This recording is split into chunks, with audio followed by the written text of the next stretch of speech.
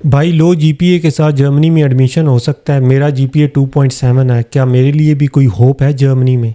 अभी मैंने रिसेंटली एक Q&A सेशन किया था और उसमें बहुत सारे लोगों के ये क्वेश्चंस आए थे कि क्या लो जीपीए वालों के लिए जर्मनी में कोई होप है, क्योंकि कंसल्टेंट्स लोगों को बहुत ज़्यादा डरा देते हैं, कहते हैं कि आपका जीपीए बहुत कम है, आपका जर्मनी में एडमिशन नहीं हो सकता। यहाँ पे ट्यूशन फ़ीस ज़ीरो है और कंसल्टेंट्स का कोई फ़ायदा नहीं है आप लोगों को जर्मनी भेजने में। इस वीडियो में मैं कोशिश करूंगा आप लोगों को पूरा एक फ्रेमवर्क बताऊं, जिस तरीके से जो लो जीपीए वाले हैं, जिनका एवरेज सी जीपीए है पाकिस्तान में, तो उनके लिए बेसिकली एडमिशन की प्रोबेबिलिटी कैसे मैक्सिमम हो सकती है।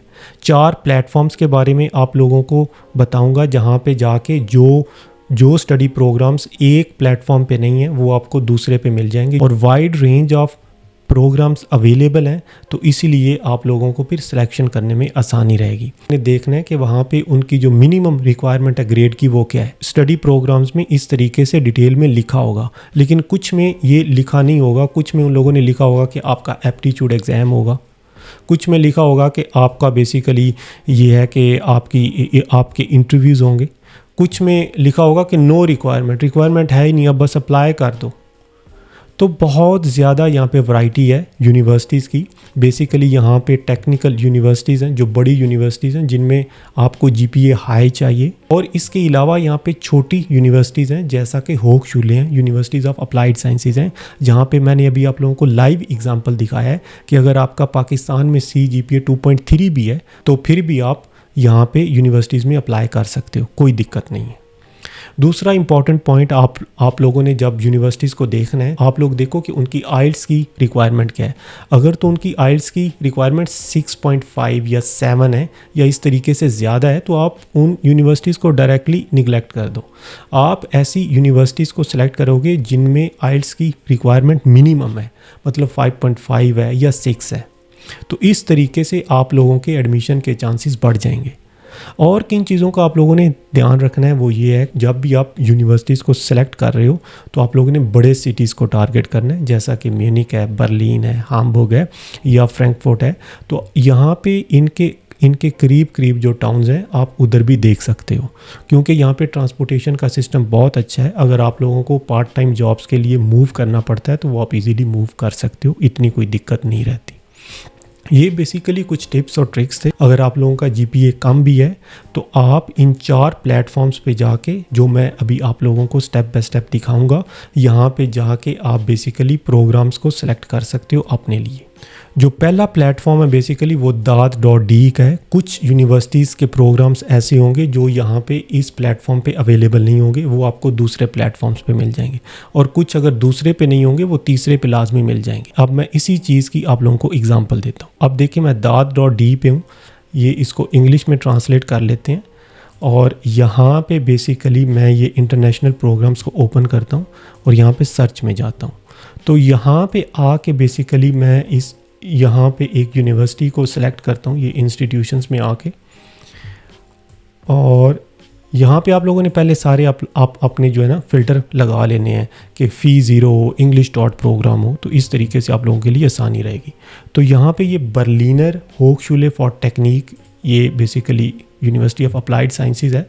और यहाँ पे देखते हैं ये जो हमें daat.de की डेटाबेस है, ये हमें सिर्फ यहाँ पे एक प्रोग्राम दिखा रही है जो MBA का प्रोग्राम है। अब मैं आप लोगों को एक दूसरा प्लेटफॉर्म दिखाता हूँ।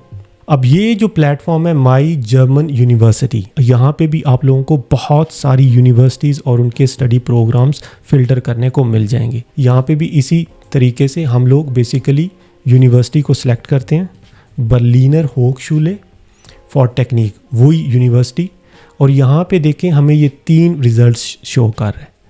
तो इससे आप लोगों को क्लियरली आइडिया हो गया कि कुछ प्रोग्राम्स हो सकता है daat.de पे ना हो। अब मैं आप लोगों को एक और प्लेटफॉर्म दिखा, अगर कोई कोर्स छुपा हुआ रह भी गया वो इस प्लेटफॉर्म पे आप लोगों को ज़रूर नज़र आ जाएगा। अब ये जो प्लेटफॉर्म है ये स्टडी ओडा का प्लेटफॉर्म है। इस वेबसाइट पे आप लोग आओगे और लॉगिन करोगे और यहाँ पे इस तरीके से आप लोग कोर्सेज़ को सेलेक्ट कर सकते हो और देख सकते हो कि कौन कौन से कोर्सेज अवेलेबल हैं। इस प्लेटफॉर्म की सबसे मज़ेदार चीज़ ये है कि यहाँ पे आपका अकाउंट बनता है और यहाँ पे ये डैशबोर्ड आप लोगों के पास रहता है और इस तरीके से माय फेवरेट जितने भी प्रोग्राम्स हैं वो ये मैंने पहले थोड़ी रिसर्च की थी, तो एक ये वाला जो प्रोग्राम है मैंने फेवरेट्स में डाला है। इसी तरीके से एक फेवरेट्स की लिस्ट है जो आप सर्च करोगे वो भी बेसिकली जितनी सर्चें हैं वो आपकी सेव भी यहाँ पे हो सकती हैं।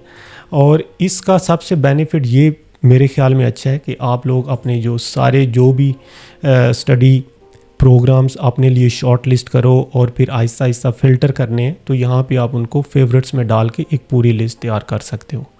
लेकिन अगर हम लोग कोर्सेज़ में जाएं तो इसी तरीके से आप लोगों के पास ये सारे फ़िल्टर्स अवेलेबल हैं जिनको आप यूज़ करके ये फर्दर जो हैं यूनिवर्सिटीज़ को सिलेक्ट कर सकते हो। यहाँ पे विंटर सेमेस्टर अगर उनका जो एप्लीकेशन मोड है वो डायरेक्ट है या फिर यूनी असिस्ट के थ्रू है, तो इस तरीके से आप लोग सारी डिग्रीज़ को सेलेक्ट कर सकते हो। तो ये मास्टर्स का प्रोग्राम हम लोगों ने सेलेक्ट करना है। तो ये बेसिकली एक और प्लेटफॉर्म है जहाँ पे आप लोगों को ऑप्शन मिलती है कि आप अपने लिए स्टडी प्रोग्राम्स को सर्च कर सको। अब ये लास्ट प्लेटफॉर्म जो बेसिकली एक और इम्पॉर्टेंट वेबसाइट है और ये बेसिकली ऑफिशियल है मिनिस्ट्री ऑफ एजुकेशन और रिसर्च, जो जर्मनी की मिनिस्ट्री है उनकी तरफ से ये प्लेटफॉर्म है। और यहाँ पे भी आप आके अपने लिए स्टडी प्रोग्राम्स को सर्च कर सकते हो।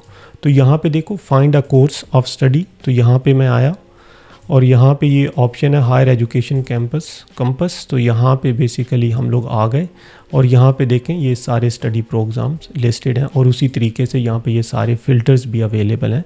तो कोर्स लैंग्वेज आपने हम लोगों ने इंग्लिश में करना है तो इंग्लिश कर लोगे और मोल फ़िल्टर्स पे जाके और बहुत सारी ये इस तरीके से आप लोगों को सारे फ़िल्टर्स दिखा रहा है जिनको आप यूज़ करके डिफरेंट प्रोग्राम्स को सिलेक्ट कर सकते हो।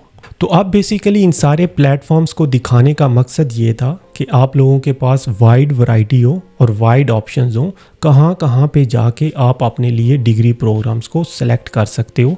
अब मैं आप लोगों को वो लिस्ट दिखाता हूँ जिसका पहले मैंने आप लोगों से वादा किया था। तो ये जो लिस्ट है बेसिकली मैंने इलेक्ट्रिकल इंजीनियरिंग वालों के लिए 5 प्रोग्राम्स सेलेक्ट किए हैं। इसमें एक जो कोर्स है वही जिसकी हम लोग एग्जांपल देख रहे थे, बर्लिनर होचस्चूले फॉर टेक्निक। इसमें ये बेसिकली मास्टर्स का प्रोग्राम है।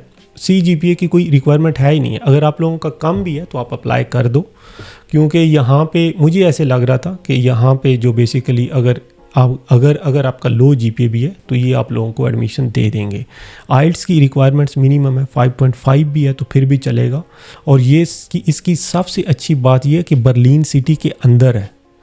और दूसरी जो मैंने आप लोगों के लिए यूनिवर्सिटी या कोर्स सेलेक्ट किया वो ये फ्रैंकफर्ट में है। इनका थोड़ा जो CGPA है इनको एटलीस्ट 3 चाहिए था, तो ये आप लोग देख लें अगर आप लोगों को सूट करता है, नहीं तो आप लोग अपनी लिस्ट से ये निकाल दो। बाकी ये सारे बाइन में प्रोग्राम्स हैं म्यूनिक के करीब। तो ये रोज़नाइम एक छोटा सा सिटी है म्यूनिक के करीब, ये वहाँ पे बेसिकली इलेक्ट्रिकल इंजीनियरिंग वालों के लिए प्रोग्राम है। इसमें मैकाट्रॉनिक्स मैकेनिकल वाले सारे अप्लाई कर सकते हैं, ये बेसिकली जनरल सा प्रोग्राम है। तो यहाँ पे आप लोगों का अगर CGPA 2.5 है तो फिर आप इसमें अप्लाई कर सकते हो। आइल्स आप लोगों को 6 चाहिए। उसके बाद ये इंग्लिश स्टार्ट में 2 प्रोग्राम्स हैं। इंग्लिश स्टार्ट बेसिकली ये जो ऑडी का नाम सुना होगा, ऑडी जो ब्रांड है गाड़ियों का, उनकी सबसे बड़ी फैक्ट्री वहाँ पे है और मेरे कुछ जानने वाले भी हैं जो वहाँ पे ऑलरेडी काम कर रहे हैं। वो म्यूनिक से फिर इंग्लिश स्टार्ट शिफ्ट हुए थे अपनी जॉब के लिए। तो यहाँ पे ये 2 प्रोग्राम्स हैं वहाँ पे टेक्निकल होचस्चूले इंग्लिश स्टार्ट में। वहाँ पे ये ऑटोनमस सिस्टम्स का है और दूसरा ये ऑटोमोटिव इंजीनियरिंग का है। इन लोगों ने ये लिखा होता आप लोगों का एप्टीट्यूड टेस्ट होगा और ग्रेड की रिक्वायरमेंट्स मेंशन नहीं थी। इस एक्सेल शीट का मैं लिंक डिस्क्रिप्शन में दे दूंगा, आप वहाँ पे जाके देख सकते हो। अब मैं इस वीडियो को यहाँ पे ख़त्म करने से पहले आप लोगों से रिक्वेस्ट करना चाहता हूँ कि जो लोग भी समर सेमेस्टर के एडमिशन स्टार्ट हो चुके हैं, अभी ये नवंबर स्टार्ट हो रहा है, तो अगर आप लोगों की कोई क्यूरीज़ हैं, कोई क्वेश्चंस हैं, अगर आप लोगों का GPA कम भी है तो आप इस तरीके से अपने लिए यूनिवर्सिटीज़ को सिलेक्ट करके प्रोग्राम्स को सिलेक्ट करके अप्लाई कर सकते हो। कोई क्वेश्चन रहता है आप कमेंट सेक्शन में लिखो और कोई भी दिक्कत आएगी हम यहाँ पे आप लोगों की हेल्प करने के लिए मौजूद हैं। तो thanks for watching this video. Until next time, अल्लाह हाफिज़।